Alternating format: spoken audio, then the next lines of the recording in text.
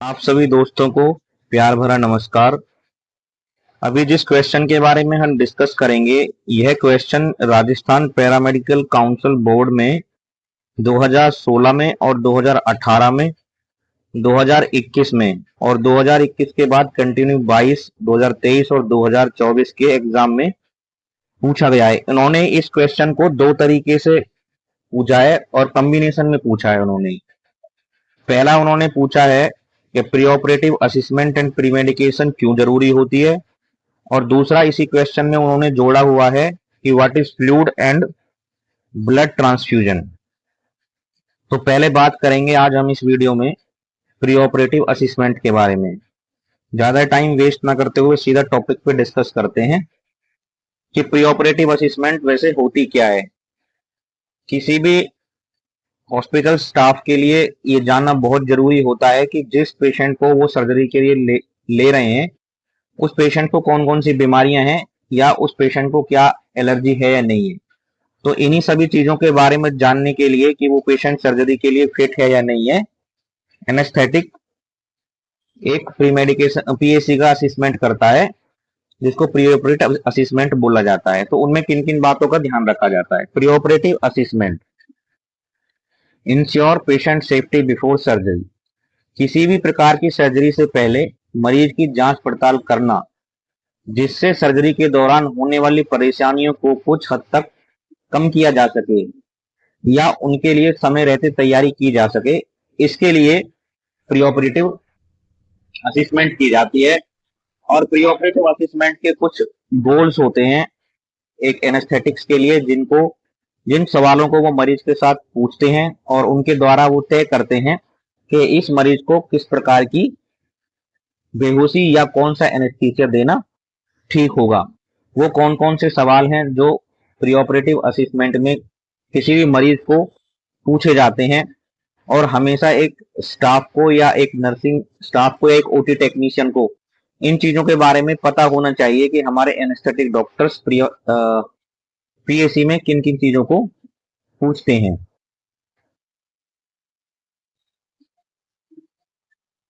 इसके बाद असिस्मेंट की बात की जाती है। प्री ऑपरेटिव असिस्मेंट वास्तव में होता क्या है। प्री ऑपरेटिव असिस्मेंट में जर्नली एवेल्युएट करते हैं जनरल हेल्थ स्टेटस को, ताकि पेशेंट की एंजाइटी को रिड्यूस किया जा सके और पेशेंट को एजुकेट किया जा सके एनेस्थीसिया के बारे में कि हम आपको कौन सा एनेस्थीसिया देने वाले हैं, ताकि वो हर कोई मरीज अपनी सर्जरी से पहले पूरी तरह से स्ट्रेस में होता है। अगर मेरी भी कोई सर्जरी की जाएगी तो मुझे भी स्ट्रेस होगा। तो इसीलिए प्री ऑपरेटिव असिस्मेंट में पेशेंट की जर्नल हेल्थ और उसकी एंजाइटी को दूर करने के लिए उसे एनेस्थीसिया के बारे में थोड़ा सा समझाया जाता है कि आपको घबराने की जरूरत नहीं है, आप ठीक हैं, आपका शरीर स्वस्थ है, हम आपको इस तरह की बेहोशी या इस तरह का एनेस्थीसिया आपको देंगे। Identify and optimise comorbidities. सबसे पहले पेशेंट को आइडेंटिफाई करना है और पेशेंट के अंदर कौन कौन सी परेशानियां हैं या पेशेंट कौन कौन सी मेडिसिन लेता है, उन सब चीजों को आपको जानना है। To obtain information about patient medical history. Patient की पुराना इतिहास यानी कि मेडिकल इतिहास पेशेंट का पुराना क्या है। उसको डायबिटीज तो नहीं है, उसको बीपी तो नहीं रहता, कहीं वो एंटीप्लेटलेट ड्रग तो नहीं लेता, पहले कोई सर्जरी तो नहीं हुई है, पहले कोई एनेस्थीसिया लिया है तो क्या हुआ है, कैंसर तो नहीं है। इन सब चीजों के बारे में आपको पहले से पेशेंट से प्री ऑपरेटिव असिस्मेंट में सब कुछ पूछ के रखना है। Plan anaesthesia and surgical care. जब आप मरीज से इस तरह की पूरी हिस्ट्री ले लेते हैं, यानी कि हमारे जो एनेस्थीसिया के डॉक्टर होते हैं, जब वो इस तरह की पूरी हिस्ट्री ले लेते हैं तब वो समझ जाते हैं कि इस मरीज के लिए कौन सा एनेस्थीसिया बेटर रहेगा और सर्जरी के दौरान हमें कौन कौन सी सावधानियां रखनी होंगी। Risk stratification and inform consent.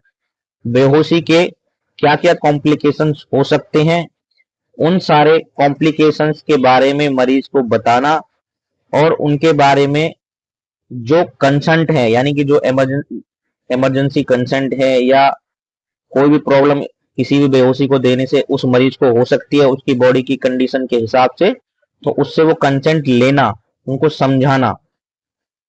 Educate and prepare the patient, मरीज को हमें इस प्रकार से समझाना है ताकि वो बेहोशी के रिस्क भी समझ जाए और आराम से एनेस्थीसिया लेने के लिए भी तैयार हो जाए और अपने कंसेंट्स पे साइन भी कर दे। इसके पश्चात टू परफॉर्म फिजिकल एग्जामिनेशन, हमें मरीज का फिजिकल एग्जामिनेशन करके देखना है कि पेशेंट फिजिकली फिट है या नहीं है। ठीक है, उसके बाद देखना है to determine which test are required, मरीज के फिजिकल एग्जामिनेशन के बाद देखना है कि उसके लिए कौन कौन से टेस्टों की जरूरत पड़ेगी। इन सब चीजों को देखने के बाद में एनेस्थेटिक डिसाइड कर देगा कौन सी प्रकार की बेहोशी या स्पाइनल रीजनल या जनरल एनेस्थीसिया या ब्लॉक देना है। कंसेंट ले लिए, उसके बाद प्री ऑपरेटिव इंस्ट्रक्शंस मरीज को समझानी होती है कि आपको 6 घंटे पहले खाली पेट रहना है, उससे रात को 12 बजे के बाद कुछ नहीं खाना है, पानी भी नहीं पीना है। ये सारी चीजें हम पेशेंट को समझा देते हैं, जिसके बाद में पेशेंट सर्जरी के लिए प्रिपेयर होके, माइंडली प्रिपेयर होके और फिजिकली बॉडी से भी प्रिपेयर हो जाता है सर्जरी के लिए। मेडिकल हिस्ट्री में किन किन चीजों के बारे में पूछा जाता है, ओवरव्यू में बात कर लेते हैं मेडिकल हिस्ट्री की। तो मेडिकल हिस्ट्री में पूछा जाता है any medical illness in past and present, यानी कि पास्ट में कोई बॉडी वीकनेस या कोई सर्जरी की हिस्ट्री, या प्रेजेंट में कोई ऐसी हिस्ट्री, कोई मेडिसिन आप ले रहे हैं। History of allergy to any drug, यानी कि आपको किसी दवाई से कोई एलर्जी तो नहीं है। हिस्ट्री ऑफ एनी मेडिकेशन, यानी कि आप अभी कोई दवाई तो नहीं खा रहे हैं। हिस्ट्री ऑफ प्रीवियस एनेस्थीसिया, आपको किसी कारण से कभी कोई बेहोशी दी गई हो। History of personal habits, personal habits में आ जाता है कि कोई बंदा स्मोकिंग करता है, कोई अल्कोहल लेता है या कोई ड्रग एब्यूज होता है, ये मेडिकल हिस्ट्री के अंदर आते हैं। उसके बाद आता है दूसरा point, physical history. Physical history के अंदर जर्नली फिजिकल एग्जामिनेशन में आता है पल्स रेट, हार्ट रेट और ब्लड प्रेशर। इसके बाद सिस्टमिक एग्जामिनेशन के अंदर आता है रेस्पिरेटरी सिस्टम का एग्जामिनेशन, हिपेटिक सिस्टम का examination, nervous system, abdominal, spine.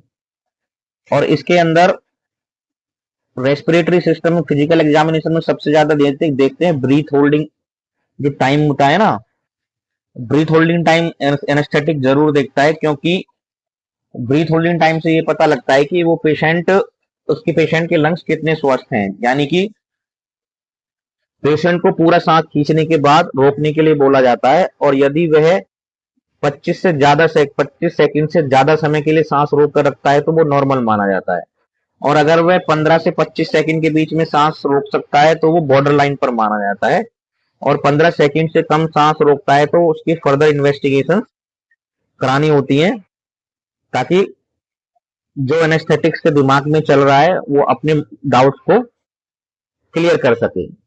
उसके बाद इसमें एक एयरवे असेसमेंट भी आती है। एयरवे असेसमेंट के अंदर डिफिकल्ट एयरवे को रूल आउट किया जाता है, जिसके अंदर एनेस्थेटिक के जो डॉक्टर्स होते हैं वो 2-3 चीजों को देखते हैं, मल्लम पट्टी ग्रेड हो गई, थायरोमेंटल डिस्टेंस हो गया, या डेंटल कैपिंग हो गई, इस तरह की बहुत सारी चीजों को, या डेंचर्स हो गए, या माउथ ओपनिंग देखते हैं, और नेक मूवमेंट भी एयरवे मैनेजमेंट में देखी जाती है कि उसको पहले कोई सर्वाइकल में कोई इंजरी वगैरह तो नहीं हुई है। उसके बाद आता है इन्वेस्टिगेशंस। इन्वेस्टिगेशंस के अंदर आपका normal CBC, RFT, LFT, random blood sugar, coagulation profile, ECG, X-ray, ये सब आपके इन्वेस्टिगेशंस के अंदर आते हैं। इसके बाद एनेस्थीसिया प्लानिंग, जब ये सारी चीजें कंप्लीटली हो जाती हैं तो इनके बाद एनेस्थेटिक जो डॉक्टर्स होते हैं वो डिसाइड करते हैं कि इन पेशेंट्स को कौन कौन से या कौन सा एनेस्थीसिया इजीली दिया जा सकता है। उसके बाद पेशेंट को एजुकेट किया जाता है कि हम आपकी बॉडी की या टेस्टों के हिसाब से आपको इस प्रकार का एनेस्थीसिया देंगे। रिस्क स्ट्रेटिफिकेशंस, ये प्री ऑपरेटिव असेसमेंट के बाद में एएस से क्लासिफिकेशन करते हैं, यानी कि अमेरिकन सोसाइटी ऑफ एनेस्थीसियोलॉजिस्ट। वो देखते हैं पेशेंट की नॉर्मल हेल्दी पेशेंट है, मॉडरेट डिजीज है या सिस्टमिक डिजीज है। ये एनेस्थेटिक का पॉइंट है, वो अपने आप देख के रिस्क स्ट्रेटिफिकेशन देते हैं पेशेंट को। बीएमआई वगैरह भी उसमें चेक किया जाता है। इन सब चीजों की हिस्ट्री लेने के बाद में डॉक्टर उस पेशेंट को सर्जरी के लिए फिट करता है। और इसके बाद में कुछ जर्नल इंस्ट्रक्शंस भी होती हैं जिनको एनेस्थेटिक डॉक्टर्स और भी इवेल्युएट करते हैं। थोड़ा सा मेडिकल हिस्ट्री को यहाँ पे भी रिपीट कर लेते हैं। Presenting illness and surgical indication, past medical and surgical history, medication and allergies, family and social history, smoking, alcohol, substance usage. इन सब चीजों के बारे में एनेस्थेटिक मेडिकल हिस्ट्री में पूछ लेता है कि आप ओरल हाइपोग्लाइसेमिक तो नहीं लेते, एंटी हाइपरटेंसिव तो नहीं लेते, एंटी प्लेटलेट ड्रग तो नहीं लेते जिसमें क्लोपिडोग्रिल चलती है, एंटी एंजाइनल ड्रग्स तो नहीं लेते, या ओरल कॉन्ट्रासेप्टिव्स तो फीमेल पेशेंट यूज नहीं करते, किसी को इंसुलिन तो नहीं चल रहा, किसी को हेपेरिन तो नहीं चल रहा, या किसी को इन सब चीजों में से किसी पेशेंट को किसी भी प्रकार की एलर्जी तो नहीं है। और हाँ, आजकल एंटी डिप्रेसेंट ड्रग्स बहुत सारे लोगों को चली हुई होती है, एंटी कोलिनर्जिक ड्रग्स भी, स्टीरॉइड्स वगैरह बहुत सारे लोग लेते हैं, तो इन चीजों को भी वो पूछ लेते हैं। मेडिकल हिस्ट्री में आपको हमेशा अपने डॉक्टर्स को किसी भी चीज को नहीं छुपाना चाहिए, क्योंकि जो बेहोशी या जो भी एनेस्थीसिया आपको दिया जाएगा, आप किसी भी मरीज की गलत इंफॉर्मेशन की वजह से उसकी जान भी जा सकती है। इसलिए हमेशा अपने डॉक्टर को अपनी मेडिकल हिस्ट्री ठीक बतानी चाहिए, ताकि जिससे डॉक्टर अच्छी तरह से इवेल्युएट कर सके और आपके लिए उचित बेहोशी की व्यवस्था कर सके, ताकि आपकी सर्जरी के दौरान कोई कॉम्प्लिकेशन क्रिएट ना हो और ऐसी समस्या आने से आपको बचाया जा सके जिसको आप फेस ना कर सको। इसलिए अपनी मेडिकल हिस्ट्री कभी भी किसी भी डॉक्टर को गलत ना दें। Physical examination, general condition and vital signs, blood pressure, heart rate, ECG, cardiovascular and respiratory examination, airway assessment, Mallampati, neck movements, other systematic specific findings. Vital signs देखने होते हैं, रेस्पिरेशन में एक्सरसाइज कराते हैं जिसके थ्रू ब्रीथ होल्डिंग एक्सरसाइज होती है, जिसमें देखा जाता है कि पेशेंट कितनी देर के लिए सांस रोक सकता है। एयरवे असेसमेंट करते हैं, डिफिकल्ट एयरवे तो नहीं है, नेक मूवमेंट कैसी है, माउथ ओपनिंग कैसी है पेशेंट की, और अदर सिस्टमेटिक फाइंडिंग्स, यानी कि इसके अलावा भी अगर एनेस्थेटिक्स को कुछ लग रहा है तो वो उन चीजों के बारे में मरीज से पूछ लेते हैं।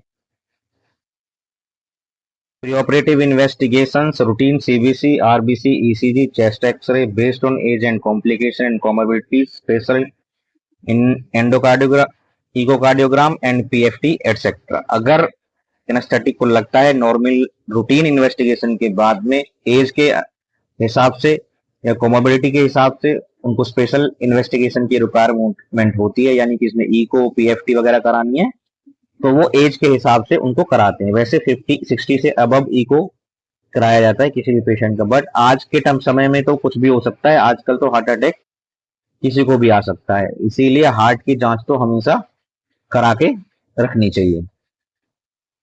Risk stratification, ASA physical status classification, cardiac risk index, when to refer for specialist evaluation, optimization of medical condition, control of hypertension, diabetes, asthma, smoking and nutrition problem, anticoagulation management, delay surgery if needed for stabilization। इसके बाद doctor anaesthesia plan करता है कि क्या देना है, journal, regional, local. Anticipated difficult airway, ये अलग चैप्टर है, difficult airway management, plan for pain management and positioning, कि ऑपरेशन के दौरान क्या पोजीशन रहेगी और ऑपरेशन के दौरान पेन मैनेजमेंट के लिए क्या करना है।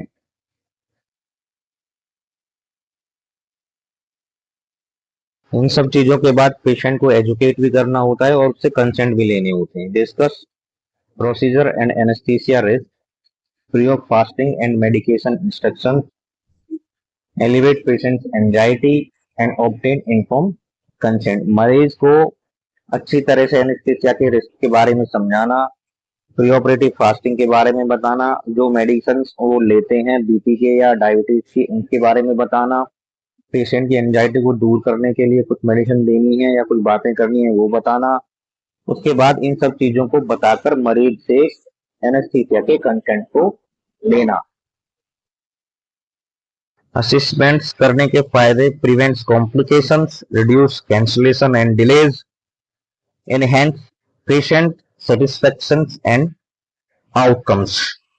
ये सब चीजें बहुत महत्वपूर्ण होती हैं, इसलिए किसी भी मरीज का पीएसी प्री एनेस्थेटिक चेकअप किया जाता है, उससे बहुत सारी चीजें निकल के सामने आती हैं। जब एनेस्थेटिक इन सारी चीजों को कंफर्म कर लेता है, सारे टेस्टिस को कंफर्म कर लेता है, उसके बाद वो सर्जरी के लिए वो बोल देता है पेशेंट को एनेस्थीसिया देने के लिए। इन सब चीजों से फायदा क्या होता है कि हम अपने पेशेंट को इजीली सर्जरी के बाद ओटी से सेफ निकाल पाते हैं, और सर्जरी से ठीक होने के बाद मरीज बिना किसी कॉम्प्लिकेशन के आसानी से घर जा सकता है।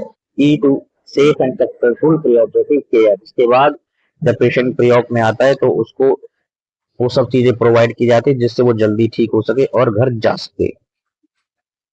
इसके बाद में बात की जाती है fluid and blood transfusion. Volume replacement fluid. हमारे पास जो फ्लूइड होता है वो 3 प्रकार का होता है। फर्स्ट जो है वो क्रिस्टलाइड्स है, सेकंड है वो कोलॉइड्स है, और थर्ड है वो ब्लड प्रोडक्ट्स है। हम फ्लूइड्स को इन 3 कैटेगरीज में डिवाइड करते हैं। तो जो हमारे क्रिस्टलाइड्स फ्लूइड्स हैं उनके अंदर हमारा NS, RL, salt solution, DNS, hypertonic solution, सेलाइन, ये चीजें आती हैं। इसके बाद जो कोलॉइड सॉल्यूशन फ्लूइड्स आते हैं उनके अंदर 2 तरह के फ्लूइड्स होते हैं, first artificial and second is natural. जो आर्टिफिशियल होता है उनके अंदर जेलेटिन, स्टार्च, वोलेलाइट, डेक्सट्रिन आते हैं, और जो नेचुरल होता है उसके अंदर एल्बुमिन आता है। जो बड़े आर्टिफिशियल जो हैं ये ना बड़े बड़े मॉलिक्यूलर वेट के होते हैं जो प्लाज्मा में पूरी तरह से नहीं घुलते हैं, ठीक है। ये इंट्रावेस्कुलर वॉल्यूम को बढ़ाने का काम करते हैं। जैसे जहां पे कोई ज्यादा ब्लीडिंग हो गई है, बीपी फॉल हो गया है, तो वहां पे इनको देते हैं मरीज का बीपी बढ़ाने के लिए और उसको स्टेबल करने के लिए। एंड इसके बाद आता है ब्लड प्रोडक्ट्स। ब्लड प्रोडक्ट्स के बारे में तो हम सब जानते ही हैं जर्नली, जैसे प्लेटलेट्स हैं, प्लाज्मा है, एफएफपी है, पीसीबी वगैरह है। फ्लूइड देने की रिक्वायरमेंट हमें क्यों पड़ती है? जब सर्जरी के दौरान पेशेंट का ज्यादा ब्लड लॉस हो जाता है तो उसके ब्लड लॉस को थोड़ा कम करने के लिए जब तक हमारे पास ब्लड अवेलेबल नहीं हो जाता है तब तक हम उस पेशेंट को फ्लूइड देते हैं। और यहाँ पे थोड़ी सी डिस्कस कर ली जाएगी क्रिस्टलाइट और कोलाइड्स फ्लूइड्स के बारे में। जो ये क्रिस्टलाइट्स फ्लूइड्स होती हैं ये मे बी आइसोटोनिक होते हैं, और जो कोलाइड्स होती हैं ये हाइपरटोनिक सॉल्यूशंस होते हैं। क्रिस्टलाइट्स फ्लूइड्स जो होते हैं वो सस्ते होते हैं, और कोलाइड्स फ्लूइड्स जो होते हैं वो एक्सपेंसिव होते हैं। क्रिस्टलाइट्स जो फ्लूइड्स हैं वो शुड भी रिप्लेस करे जाते हैं रेशो 1.5:1। मैं आगे इसके बारे में समझाऊंगा, बस अभी बता रहा हूं कि जहां पे अगर 100 ml ब्लड का लॉस होता है तो वहां पर जो क्रिस्टलाइट्स फ्लूइड देते हैं वो हमें 150 ml देना होता है, और जहां पे कोलाइड्स फ्लूइड होते हैं अगर वहां पे 100 ml ब्लड का लॉस हुआ है तो वहां पे हमें 100 ml फ्लूइड ही देने की जरूरत पड़ती है। क्रिस्टलाइट्स फ्लूइड्स में जो रिएक्शंस हैं वो ना के बराबर होती हैं, और कोलाइड्स फ्लूइड जो है वो एलर्जिक रिएक्शन कॉमन होती हैं। तो कुछ चीजें ऐसी हैं जो इन फ्लूइड्स के बारे में हमने अभी डिस्कस किया है।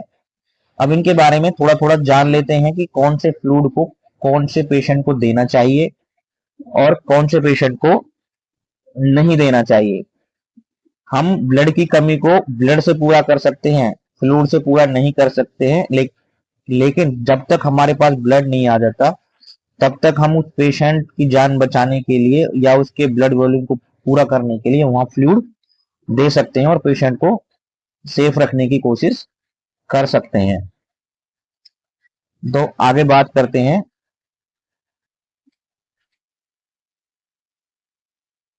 Normal saline contain high sodium and chloride, it can cause hypernatremia and hyperchloremia, metabolic acidosis. It is only preferred over ringer lactate for treating hypochloremia and metabolic alkalosis, brain injury, hyponatraemia. अब देखिए हम normal saline को कहाँ use करते हैं। कोई भी fluid दो चीजों पर डिपेंड करता है, एक तो उस फ्लूइड की ऑस्मोलरिटी यानी उसका घनत्व, और दूसरा उसका इलेक्ट्रोलाइट कंसंट्रेशन।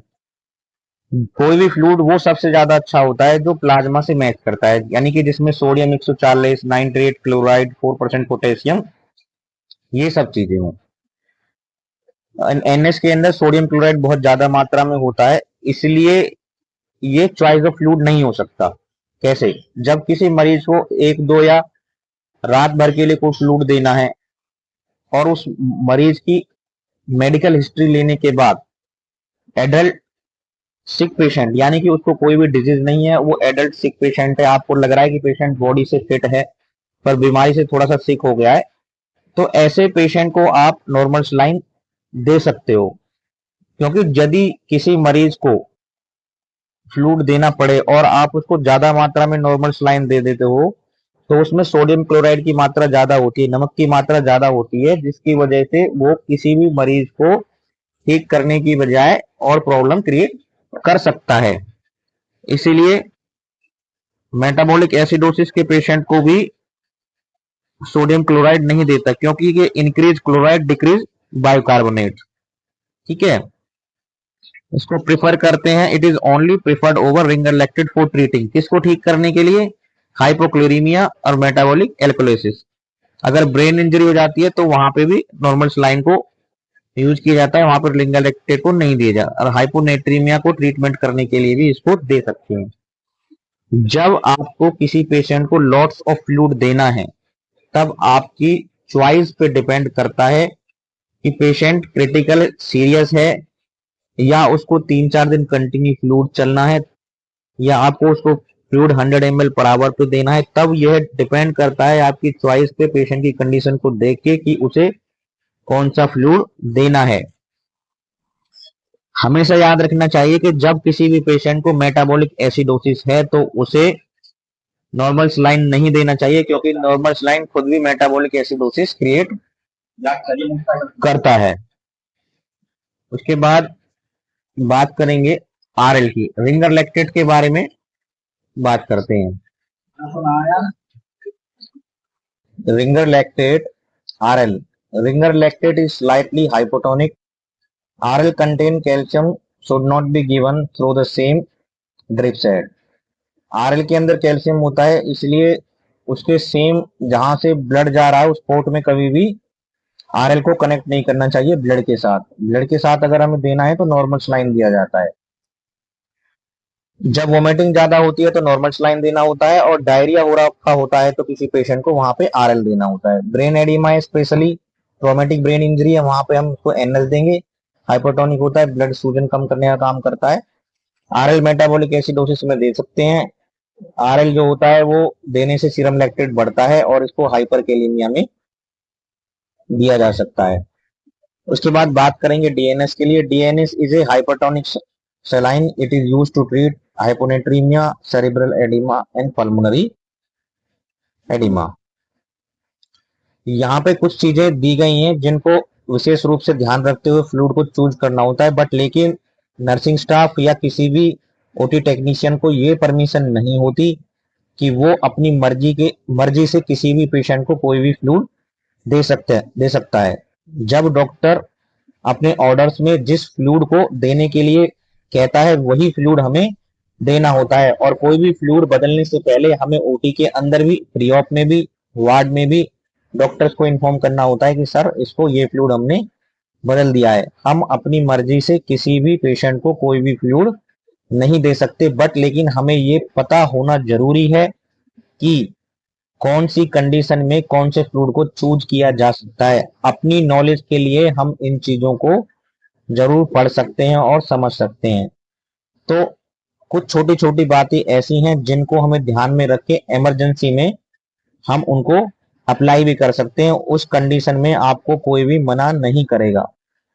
इसलिए मुझे लगता है कुछ थोड़ा बहुत मेरी तरह आपको समझ में आया होगा।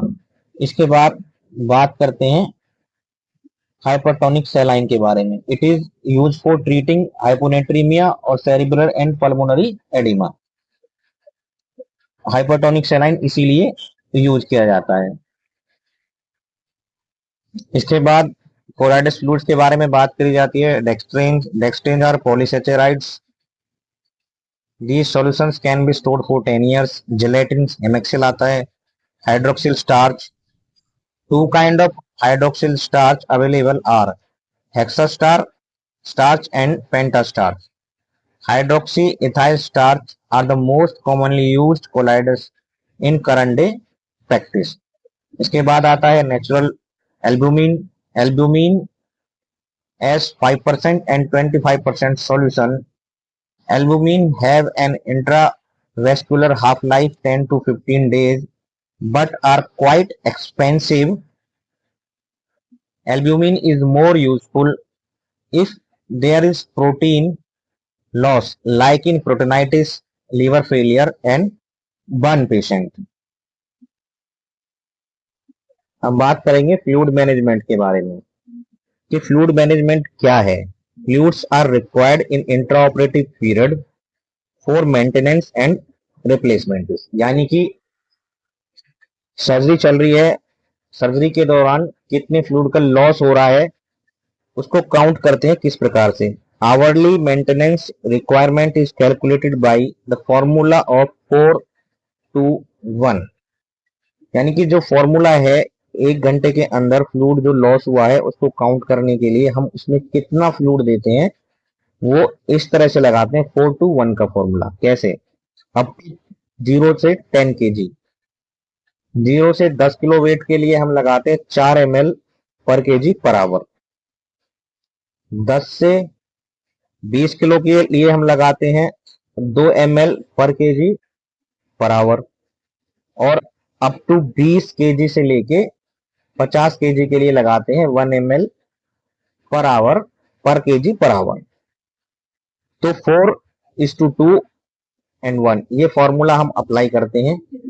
इसके बाद हम एक एग्जांपल लेते हैं कि कोई 50 किलो का पेशेंट है, उसको आवरली फूड रिक्वायरमेंट कितनी है, यानी उसकी बॉडी का जो वेट है वो 50 किलो है।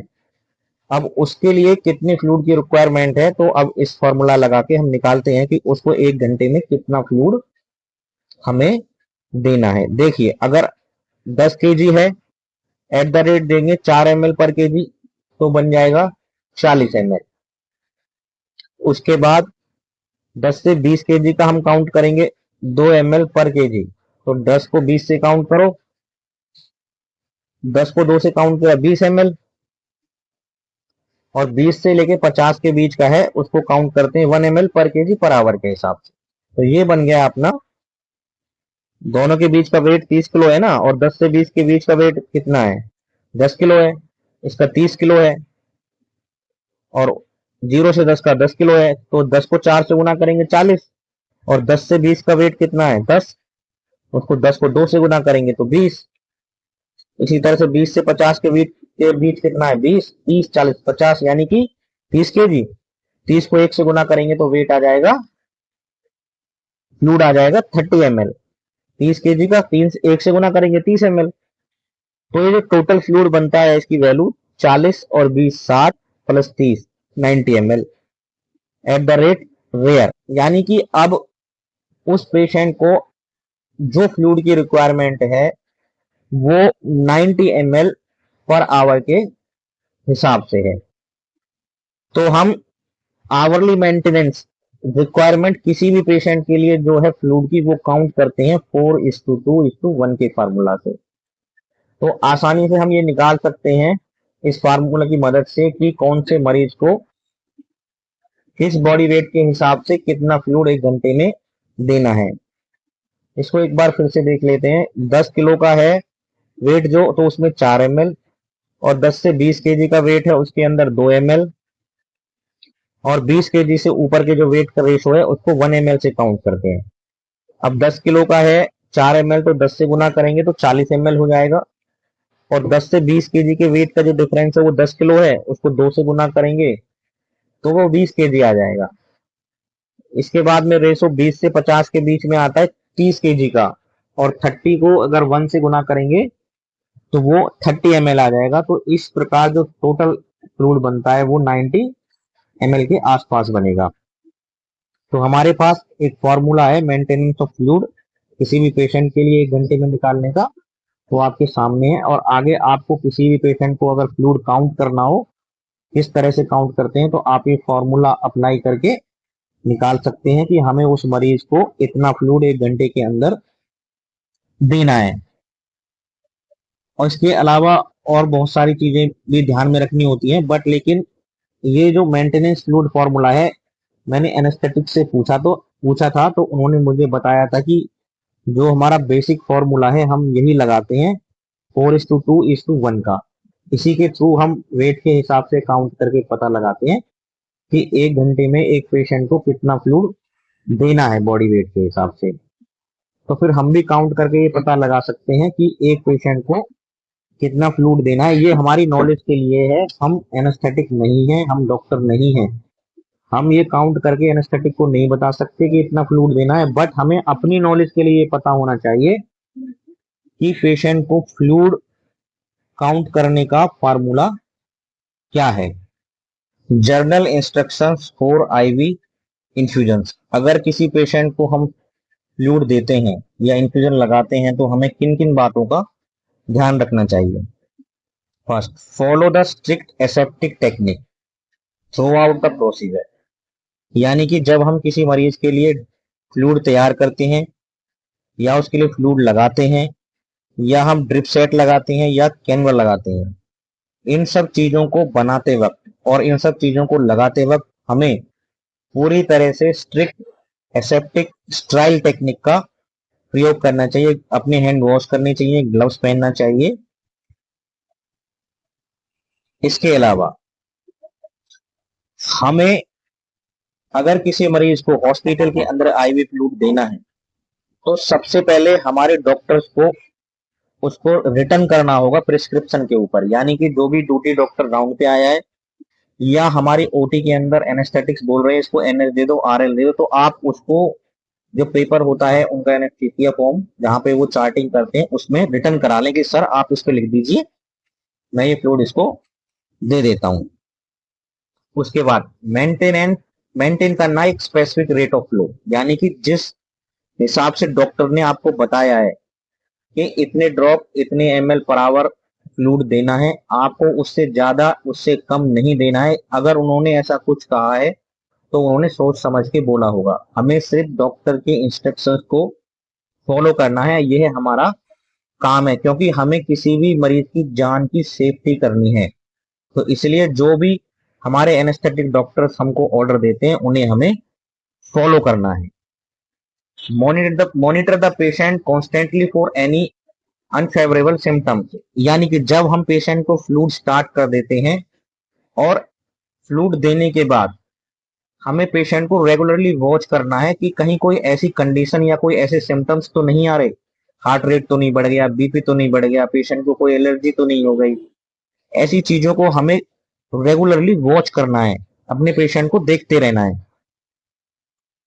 उसके बाद for electrolyte like potassium the rate should be slow. यदि हमें अपने पेशेंट को ओटी के अंदर वार्ड में प्री ऑप में पोस्ट ऑप में कहीं पे भी कोई इलेक्ट्रोलाइट देना है, पोटेशियम वगैरह देना है, तो इसका रेट हमेशा स्लो रहता है। यानी कि हम इनको फास्ट नहीं दे सकते, स्लो देते हैं हम इनको। Always check the expiry date of fluid before opening the बोतल। यानी कि हम कोई भी फ्लूइड की बोतल अगर खोल रहे हैं तो हमें उस बोतल को खोलने से पहले उसकी एक्सपायरी चेक कर लेनी चाहिए, और एक्सपायरी चेक करने के बाद में हमें हमेशा एक्सपायरी चेक करने के बाद में ही उसकी सील ओपन करनी चाहिए, उससे पहले उसको नहीं खोलना चाहिए। इसके बाद shake the fluid and look for suspended particle, if present the fluid should be discard. एक बात और याद रखने वाली है कि जब हम किसी भी मरीज को कोई फ्लूइड लगाते हैं तो हमेशा उस फ्लूइड को हमें हिला करके उसमें ये देखना चाहिए कि उसके अंदर हमें कोई पार्टिकल्स तो दिखाई नहीं दे रहे हैं। अगर उसको हिलाने के बाद में हमें उसके अंदर कोई पार्टिकल्स दिखाई देते हैं तो हमें उस फ्लूइड की जो सील है उसे नहीं तोड़ना चाहिए, और उसके बाद जो जो भी हमारे हॉस्पिटल के अंदर फार्मेसी जहां से भी उन्हें खरीदती है, हमें उस पर्सन को इन्फॉर्म करना चाहिए जिसने इस फ्लूइड को खरीदा है हमारे हॉस्पिटल में।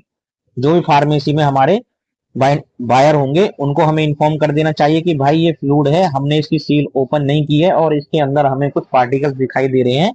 आप आगे उस कंपनी को या उस डीलर को इन्फॉर्म करिए, क्योंकि अगर हम नहीं देखते तो हमारे पेशेंट को कुछ भी हो सकता था, क्योंकि उसको कोई भी एलर्जिक रिएक्शन हो सकती थी या उसकी जान भी जा सकती थी। तो इसलिए हमेशा फ्लूइड देने से पहले आपको उस फ्लूइड को हिला के अच्छी तरह से देखना चाहिए कि उसमें कोई पार्टिकल्स तो नहीं दिखाई दे रहा है।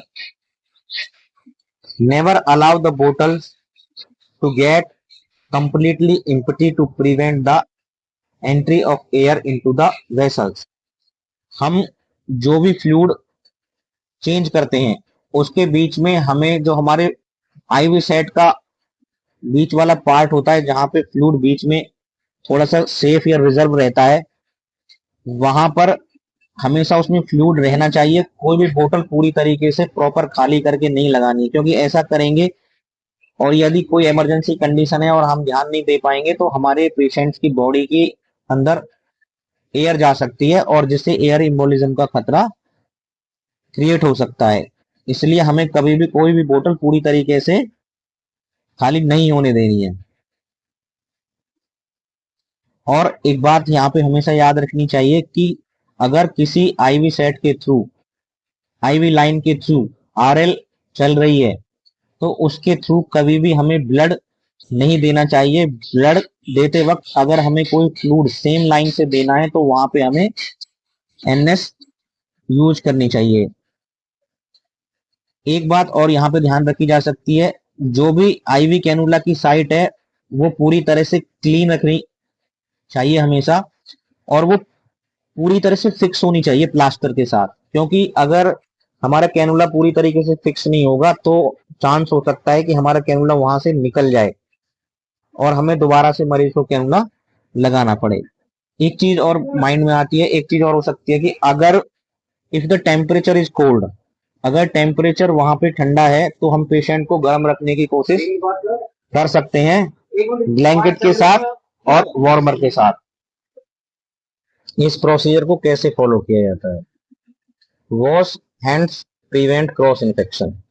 हमेशा कोई भी आईवी कैनुला लगाते वक्त या आईवी सेट प्रिपेयर करते वक्त हमेशा हमें या तो ग्लव्स पहनना चाहिए या अपने हैंड वॉश करके रखने चाहिए, और हमें सैनिटाइजर से उन्हें क्लीन करना चाहिए। उसके बाद में हमें आईवी सॉल्यूशन प्रिपेयर करने के लिए बोतल की सील को तोड़ना चाहिए। बोतल की सील से हाथ नहीं लगाना चाहिए तोड़ने के बाद, यानी कि जो एरिया अभी निकला है टूटने के बाद वहां पे हाथ नहीं लगाना चाहिए। उसके बाद बोतल को बोतल के अंदर आईवी सेट डाल देना चाहिए। उसके बाद क्लोज द क्लैंप, यानी कि जब हमने उसके अंदर आईवी सेट को लगाया है तो उसका जो आईवी सेट का क्लैंप है उसको क्लोज कर देना चाहिए, और बोतल को हमेशा आईवी स्टैंड के ऊपर टांग कर उसके बाद उसके क्लैंप को खोलना चाहिए, और जहां पर आईवी सेट के अंदर फ्लूइड इकट्ठा होता है चैम्बर में उसको हाफ हमें भर लेना चाहिए और एयर को पूरी तरीके से रिमूव कर देना चाहिए। और एयर को पूरी तरीके से रिमूव करने के बाद में हमें उस क्लैंप को दोबारा से रिक्लैंप कर देना चाहिए। उसके अंदर जो कैप आती है उस कैप से आईवी सेट का जो एंड वाला पार्ट है उसको कवर करके ही रखना चाहिए, क्योंकि आजकल तो कैप लगी हुई थी उसके ऊपर, उसको ओपन नहीं रखना चाहिए, नहीं तो वो किसी भी चीज से टच होने के बाद में वहां से इंफेक्शन ले सकती है। वेन पंचर डन होने के बाद में कैनुला को फिक्स कर देना चाहिए, और कैनुला फिक्स करने के बाद में आप आईवी फ्लूइड को स्टार्ट कर सकते हो।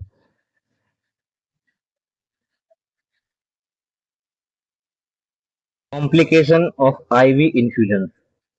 First is circulatory overload, second is inflammation of fluid into the subcutaneous tissue, Third is thrombophlebitis.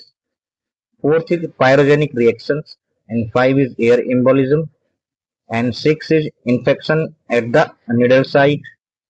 And seven is allergic reaction. Eight is serum hepatitis. And eighth is osmotic diuresis. ये कुछ complications हैं ivy infusions के साथ। हमें ivy fluids देते वक्त इन चीजों को भी ध्यान में रखना है, क्योंकि कुछ कॉम्प्लिकेशंस ऐसे होते हैं जिनकी तरफ हमारा ध्यान जाता नहीं है, या हम इमरजेंसी या ज्यादा वर्कलोड की वजह से उन चीजों की तरफ ध्यान नहीं दे पाते हैं। तो हमें इन चीजों को भी देखना चाहिए कि आईवी इन्फ्यूजन के precaution regarding blood to recipient, कौन कौन सी प्रिकॉशंस हमें ध्यान में रखनी है। When blood is transfused, it is recommended that two nurse or a doctor and a nurse should independently verify all identifying information on the report of cross match, unit level and patient's particulars. देखिए, जब भी किसी मरीज को blood दिया जाता है तो वहां पे दो नर्स और एक डॉक्टर हमेशा होना चाहिए, और एक नर्स पेशेंट के वाइटल्स, पेशेंट का मॉनिटर्स, पेशेंट के सिम्टम्स वगैरह देखती रहती है और डॉक्टर के द्वारा दी गई इंस्ट्रक्शंस को पूरा करती है। और एक नर्स जब उनके पास ब्लड आता है तब वो पेशेंट का नाम, पेशेंट का आईडी नंबर, पेशेंट का ग्रुप, पेशेंट का क्रॉस मैच सब कुछ चेक करती है, और चेक करने के बाद ही पेशेंट को वो ब्लड दिया जाता है। क्योंकि जब तक कोई भी स्टाफ पूरी तरीके से क्रॉस मैच नहीं करता है तब तक वो ब्लड किसी भी पेशेंट को नहीं दिया जा सकता। जब तक चेक करने वाला स्टाफ उसको ओके नहीं बोलेगा तब तक कोई भी डॉक्टर्स या कोई भी स्टाफ वो पेशेंट को ब्लड नहीं दे सकता। और जब तक आपके पास डॉक्टर मौजूद नहीं है, वर्बली डॉक्टर ने बोल दिया है, डॉक्टर ने रिटर्न ऑर्डर नहीं डाले हैं, तब भी आपको ब्लड नहीं देना है। पेशेंट को मॉनिटर लगा हुआ होना चाहिए तब आप जब पेशेंट को ब्लड शुरू कर रही हैं। उसके बाद blood transfusion set should be use, हमेशा बीटी सेट यूज करना चाहिए, क्योंकि उसके अंदर फिल्टर होता है तो वहां से ब्लड जो है छन के आता है, बड़े पार्टिकल्स नहीं निकल पाते हैं। इसके अंदर अगर कुछ है भी तो ब्लड वहां से क्लियर होके आएगा। हमें बीटी सेट हमेशा यूज करना है। उसके बाद care is to be taken to prevent introduction of air into the apparatus, यानी कि जब हम बीटी सेट के अंदर ब्लड को चलाते हैं तो हमें हमेशा पहले एयर को निकालना होता है और एंड पॉइंट तक बीटी सेट के ब्लड को लेके आते हैं। ये हमें हमेशा याद रखना है कि बीटी सेट के अंदर एयर नहीं रखनी है। जब वो एयर आप निकाल देंगे तब आपको मरीज को ब्लड को चलाना है। तीसरी बात क्या है, no medication, antibiotics, vitamin, analgesics, कोई भी ब्लड के साथ में, यानी कि जिस जिस पोर्ट से ब्लड चल रहा है उस पोर्ट से कभी भी एंटीबायोटिक, कोई भी विटामिन का इंजेक्शन या कोई भी एनाल्जेसिक ड्रग नहीं देनी है। जरूरत पड़ती है तो उसके लिए हम दूसरी तरफ कैनुला लगा के रखते हैं, वहां से फ्लूइड चलता रहता है। या फ्लूइड के साथ साथ अगर हमें ब्लड चढ़ाने की जरूरत पड़ती भी है तो उसके साथ में नॉर्मल स्लाइन चलती है, नॉर्मल स्लाइन उसके साथ में दिया जाता है, आरएल उसके साथ में नहीं दी जाती। इसके बाद vital science of the patient should be recorded, patient को ब्लड देने से पहले उसके वाइटल साइंस रिकॉर्ड किए जाते हैं, ब्लड देते वक्त उसके वाइटल साइंस रिकॉर्ड किए जाते हैं, और ब्लड पूरा होने के बाद उसके वाइटल साइंस रिकॉर्ड करके रखे जाते हैं।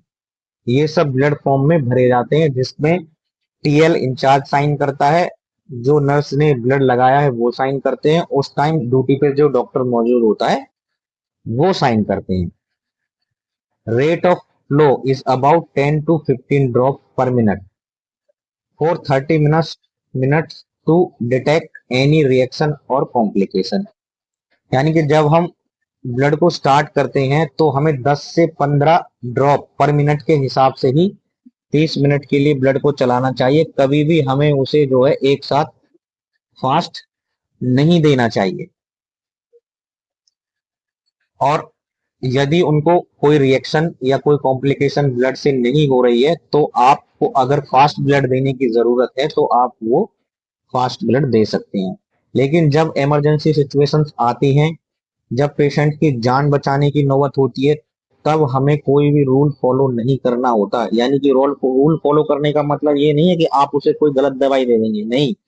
लेकिन जब हम उसको ब्लड 50 ml की सिरिंज से पुश करते हैं क्योंकि अब पेशेंट को ब्लड की जरूरत ज्यादा है, तब वहां पे हम 10 से 15 ड्रॉप नहीं चला सकते।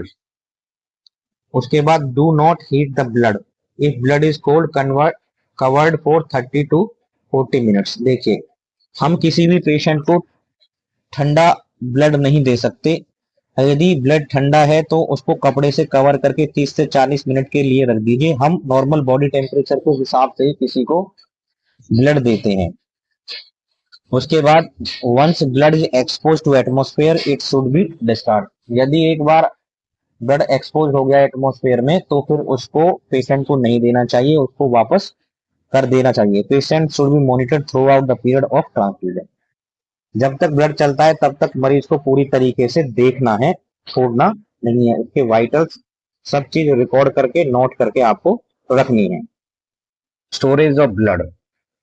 Blood is stored in the cold part of refrigerator at 4 degree centigrade.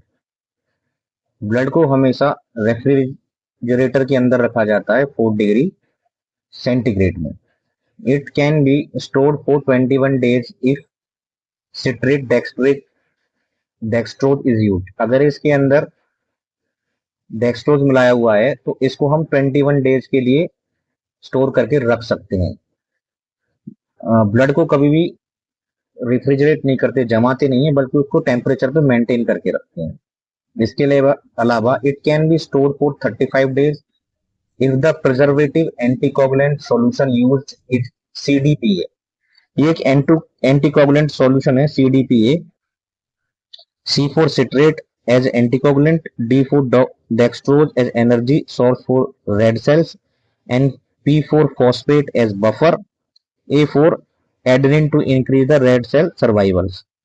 तो CDPA is most commonly used anticoagulant in India.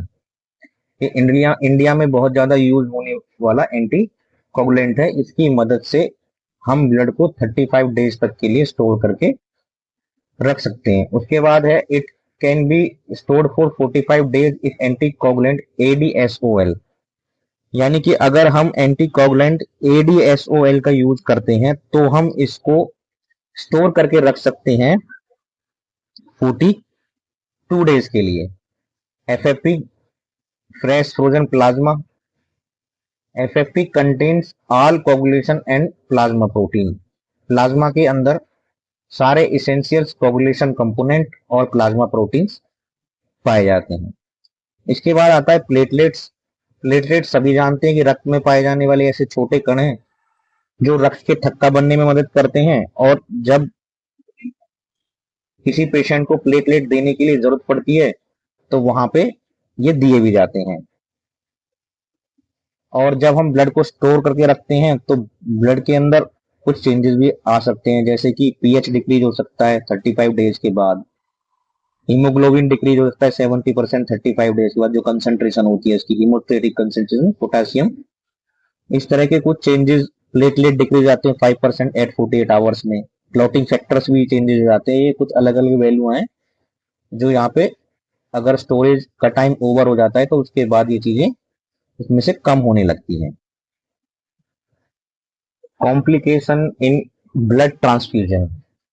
Blood transfusion के वक्त किन किन परेशानियों का सामना हमें करना पड़ सकता है या कौन कौन सी कॉम्प्लिकेशंस क्रिएट हो सकती हैं। Haemolysis as mention, haemolysis occurs when incompatible blood is transfuse. यानी देखिए हेमोलाइसिस कब कब हो सकता है। हमने किसी पेशेंट के जो क्रॉस मैच है उसको ठीक तरीके से चेक नहीं किया है, या किसी पेशेंट को किसी और ग्रुप का ब्लड दिया है, यानी कि वो ब्लड जो है उस पेशेंट के कंफर्टेबल नहीं है और हमने उस मरीज को वो ब्लड दे दिया है, उस समय पे ये कंडीशन क्रिएट हो सकती है। यानी कि एक तो हेमोलाइसिस हो सकता है हमारी स्टाफ की गलती की वजह से, जो क्रॉस मैच पूरे ठीक तरीके से नहीं करता है। यदि हम ठीक तरीके से क्रॉस मैच करते हैं और पूरे डॉक्यूमेंट्स देखते हैं तो कभी भी ऐसी कंडीशन क्रिएट नहीं हो सकती।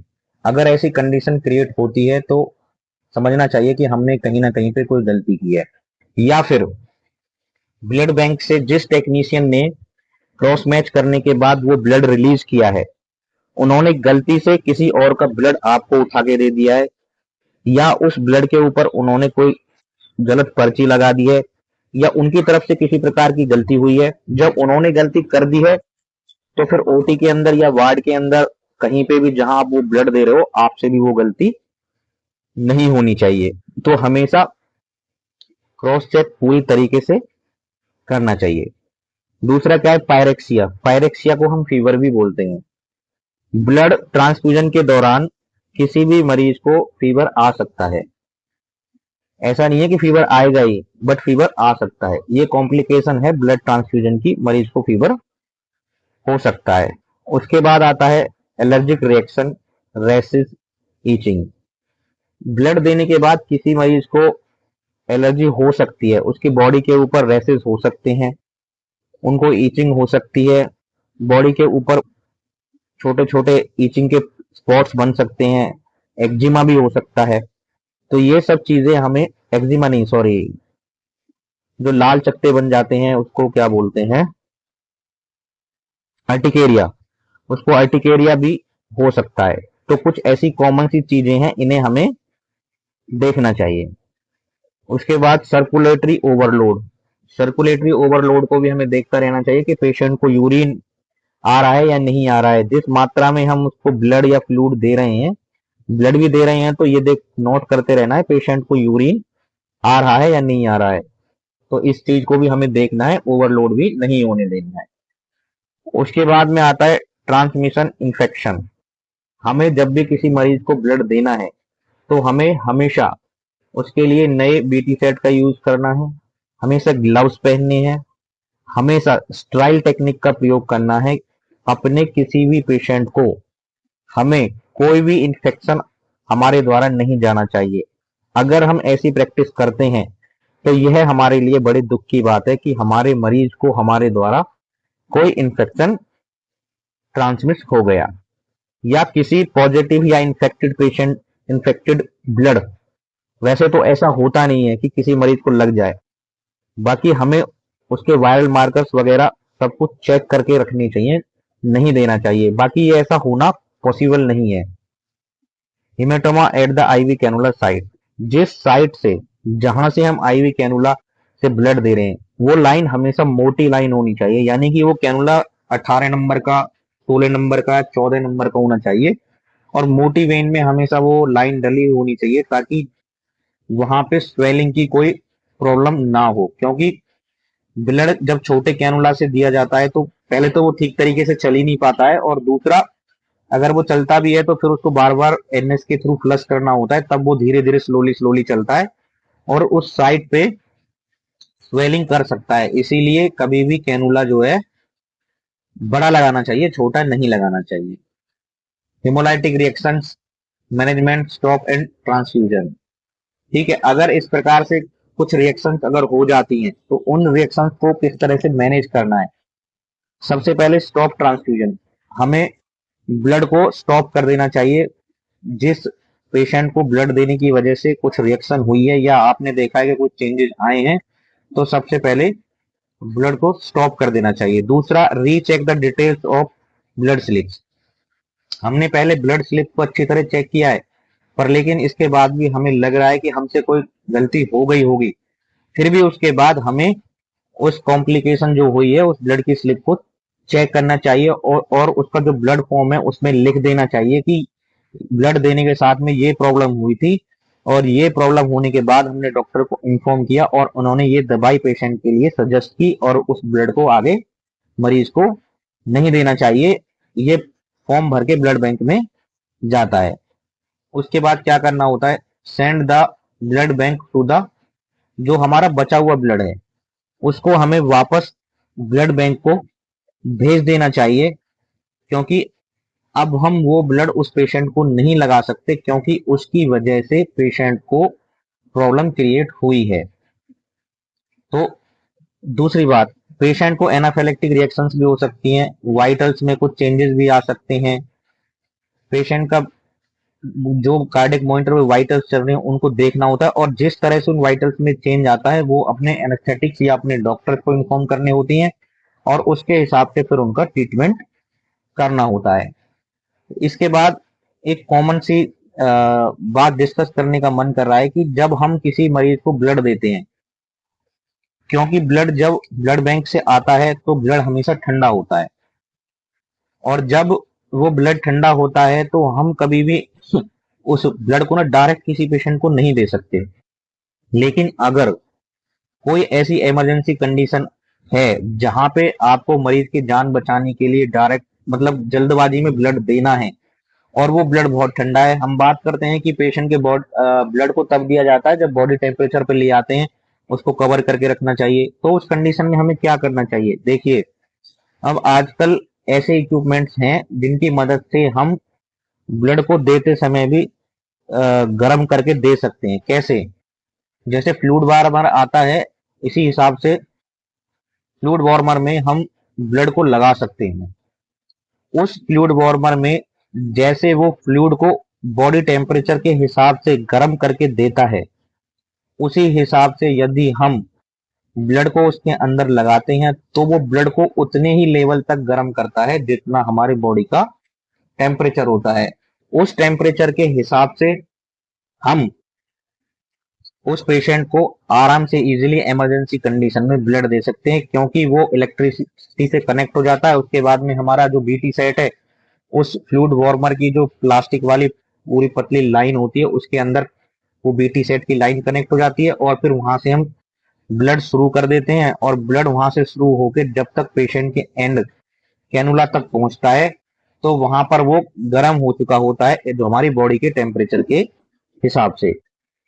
दूसरी बात ये ध्यान देने योग्य होती है कि जब ब्लड चल रहा होता है या फ्लूइड चल रहा होता है तो हम जितना फ्लूइड या ब्लड दे रहे होते हैं उसके हिसाब से हमें यूरिन को भी मेजर करना होता है, क्योंकि हमने किसी को ब्लड दिया, यानी कि हम उसको फ्लूइड दिए जा रहे हैं या ब्लड दिए जा रहे हैं, बदले में हमें ये भी देखना है कि वहां से कितना फ्लूइड या कितना ब्लड, वहां से कितना फ्लूइड और ब्लड देने के बाद में आप यूरिन पेशेंट पास कर रहा है, क्योंकि अगर वो बैलेंस नहीं होगा तो फ्लूइड का ओवरलोड होने की वजह से दिक्कतें आ सकती हैं।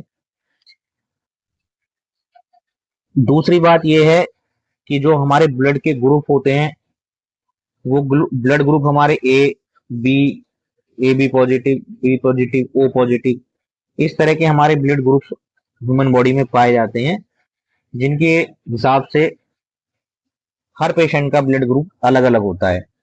Group A, group B, group A B, group O, ये सब ब्लड ग्रुप्स हैं, और जिस पेशेंट का जो ब्लड ग्रुप होता है उसको वो ही ब्लड दिया जाता है। इसके अलावा इसमें कुछ खास ऐसी बातें हैं नहीं जो इस चैप्टर में अब आगे सॉल्व की जाएं, लेकिन ये क्वेश्चन कंटिन्यू पिछले कई सालों से लगातार एग्जाम में पूछा जा रहा है, और मुझे लगता है कि इतना समझाने के बाद, इतना कुछ करने के बाद आपको ये समझ में आ गया होगा कि कितना परसेंट हमें लिखने की जरूरत है। मोस्टली ये क्वेश्चन ज्यादातर जो आता है 20 नंबर का आता है, और 20 नंबर में आपको कुछ मेन मेन पॉइंट्स इसमें से बना के लिखने हैं, जिसकी वजह से आप इजीली अपने आंसर देकर नंबर ले सकते हो। ब्लड ट्रांसफ्यूजन के बाद मैनिटोल के बारे में डिस्कस नहीं किया गया। हाँ, मैनिटोल 20% मैनिटोल भी क्या होता है, it is a hypertonic alcohol in 20% concentration when given by IV route. It increase the plasma initiality, later it exert osmotic activity followed by rapid filtration by kidney resulting in perfuse diuresis urine formation. Thus it is used mainly for quick reduction in intracranial pressure। देखिए जब कहीं पर कोई neuro surgery यानी ज्यादातर brain की surgery टेनोटमी वगैरह चल रही होती है और वहां पे इंट्राक्रेनियल प्रेशर को कम करना होता है, या फिर हमें यूरिन फॉर्मेशन करानी होती है, तब हम वहां पे मैनिटोल को यूज करते हैं। क्योंकि जब ब्लड प्रेशर ज्यादा बढ़ रहा होता है, क्योंकि हम ब्रेन पे सर्जरी कर रहे होते हैं डॉक्टर साहब, तो वहां पर इंट्राक्रेनियल प्रेशर बढ़ जाता है और कुछ कुछ छेड़खानी होने की वजह से बीपी भी बहुत ज्यादा बढ़ जाता है। तो इन चीजों को कंट्रोल करने के लिए मैनिटोल दिया जाता है, जिससे यूरिन आता है, यूरिन आने से बीपी कम हो जाता है और इंट्राक्रेनियल प्रेशर भी कम हो जाता है। तो अब इसमें कुछ ऐसी खास बात बची नहीं है जो आपको ज्यादा समझाई जाए। आई होप, मैं समझता हूँ कि इससे आपको कुछ तो नॉलेज मिलेगी बेसिक, जो आप अपने एग्जाम में लिख सको। और अगर कुछ नॉलेज भी नहीं मिलती है तो एटलीस्ट आपको नोट्स तो मिल ही गए हैं, जिनको आप याद करके लिख दो, तीन तीन चार चार पॉइंट्स बना के, और ये बहुत सिंपल भी है।